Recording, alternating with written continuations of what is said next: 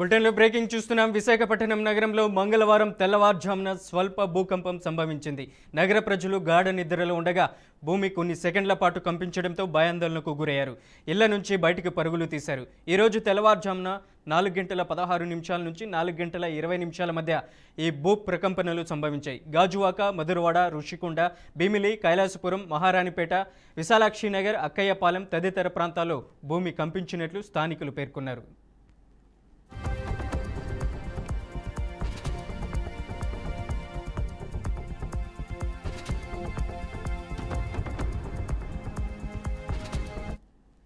ఇక ఇదే అంశానికి సంబంధించి మరింత సమాచారాన్ని అందించడానికి మా AP bureau chief Eshwar phone లైన్లో ఉన్నారు. ఈశ్వర్, అప్డేట్స్ ఏంటి?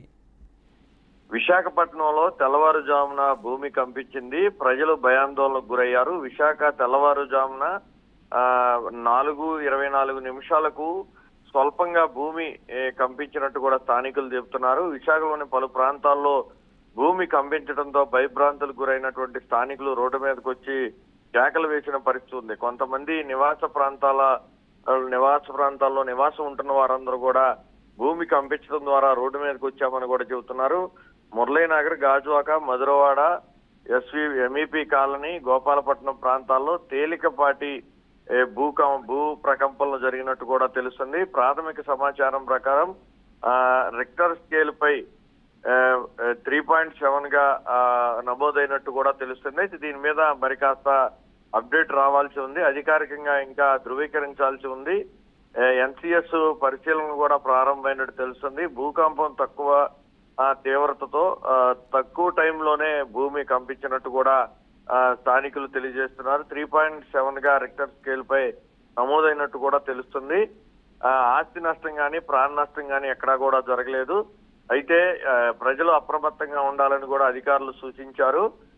పలు ప్రాంతాల్లో ముఖ్యంగా మురళీనగర్, గాజువాక, మధురవాడ, ఎంఈపీ కాలనీ, గోపాలపట్నం ప్రాంతాల్లో స్వల్పంగా భూమి కంపించడంతో విశాఖ నగర ప్రజలైతే తీవ్ర భయాందోళనకు గురయ్యారు.